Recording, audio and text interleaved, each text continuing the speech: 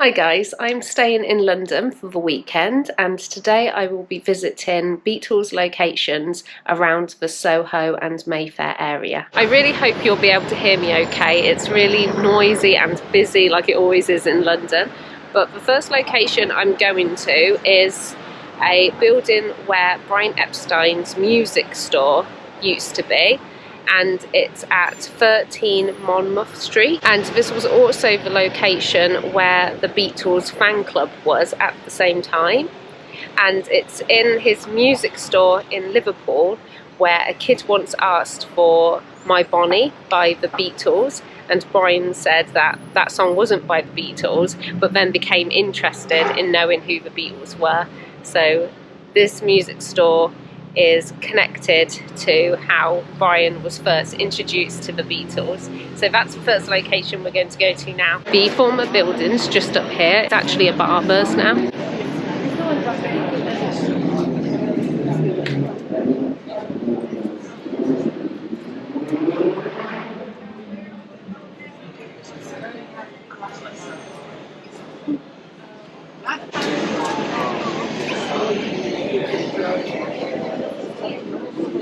I hope you can see the plaque okay, but there is a blue plaque above the building and it says Brian Epstein's name, and it says that he worked here between 1963 and 1964.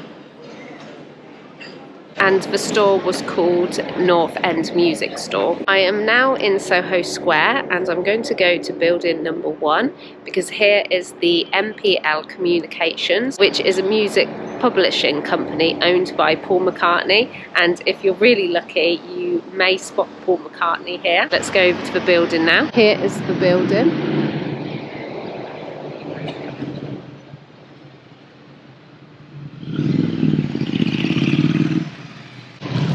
And the company reserves copyrights of some leading artists, including Buddy Holly. And there's apparently a recording studio in the basement. And sometimes on the upper floor office, you can see a wall entirely covered in gold and platinum records. You have to have good eyesight to see that though.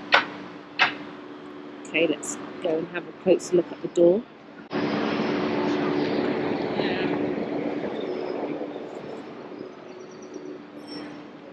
And there's a closer look at the front door. It does actually look closed at the moment, unfortunately. The next location I'm going to was where the Trident recording studios were, which was the place they recorded Hey Jude as well as some of their other songs, and it was one of the very few times that the Beatles recorded away from Abbey Road. And this is where the recording studios were, at 17 St Anne's Court, and there is a plaque up there about David Bowie. In front of me is the London Palladium, and it was here where the Beatles performed on the very popular show Sunday Night at the Palladium. The show was watched by millions, creating the start of Beatlemania.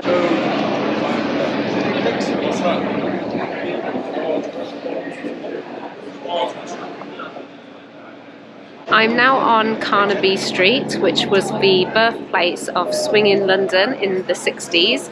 The street was very popular with the Beatles as well as other 60s bands such as the Rolling Stones, The Who and The Kinks. And just behind me here is a bench dedicated to John Lennon.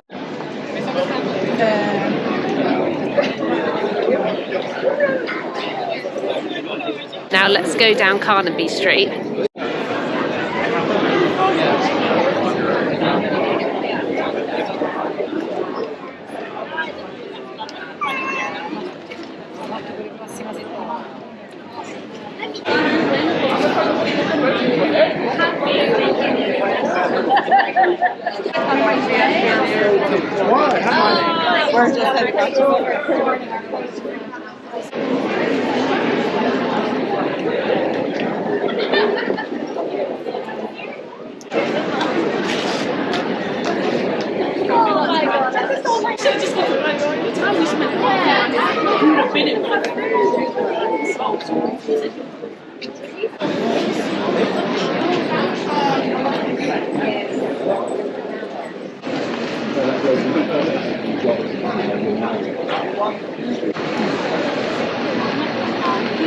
Rolling Stone shop here.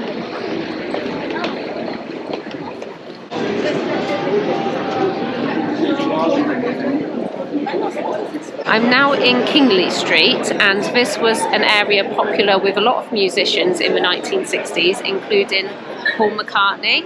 And there was a club here called Bag of Nails, which was one of Paul's favourite venues, and it was where he met Linda in 1967.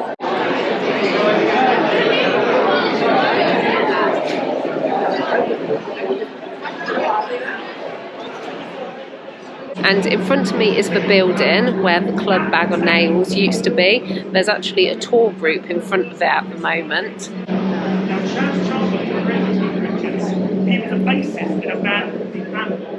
Once the tour group's gone, we'll try and get a closer look at the building.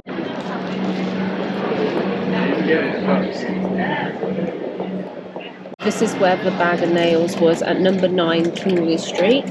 And it says here it was a nightclub and a music venue.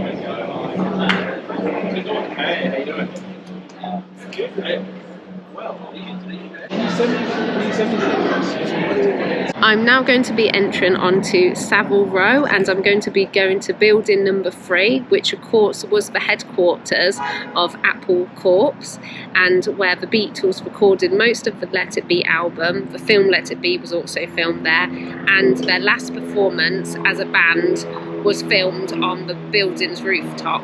I'm in front of 3 Savile Row now, and there is a plaque on the building. It says the Beatles played their last live performance on the roof of this building 30th of January 1969.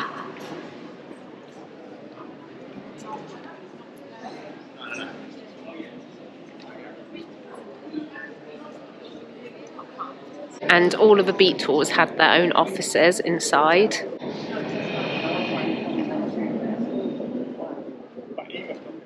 I'm now going to go to the gallery where John and Yoko met. This is where the Indica gallery was, where John and Yoko met. It's on 6 Mason's Yard, St James's. And they met on the 7th of November in 1966 when Lennon attended a preview evening of the unfinished paintings, an exhibit by Yoko Ono. And Lennon initially liked the artwork Apple and was impressed by the interactive ceiling painting Yes painting, which he found very positive.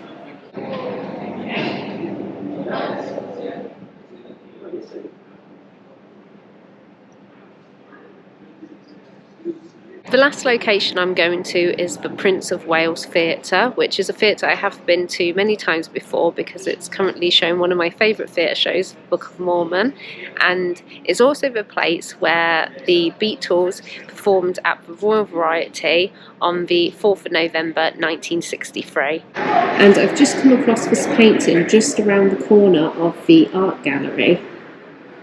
I actually never knew this was here. And we've got the ladder, and at the top it says yes. This is so cool.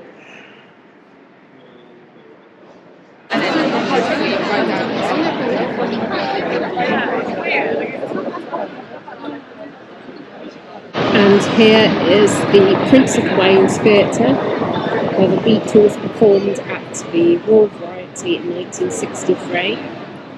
And John Lennon famously said, "For our last number, I'd like to ask your help. People in the cheaper seats, clap your hands, and the rest of you, if you'll just rattle your jewellery."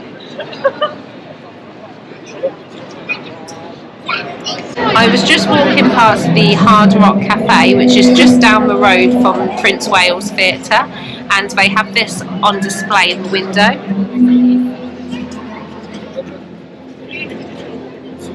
It's John Lennon's lost 1965 help guitar, found in an attic after 50 years.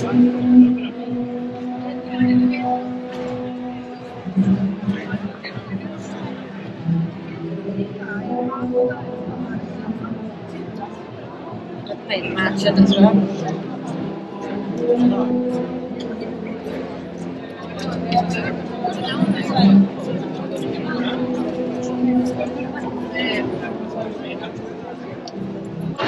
Just incredible to see this. To think that John Lennon actually used it. And we also have this phone which was personally used by John in the Bed-ins for Peace.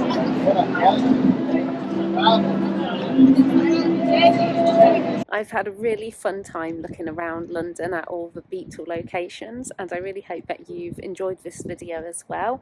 Please subscribe if you want to see more from me, and I'll see you in my next video. Bye!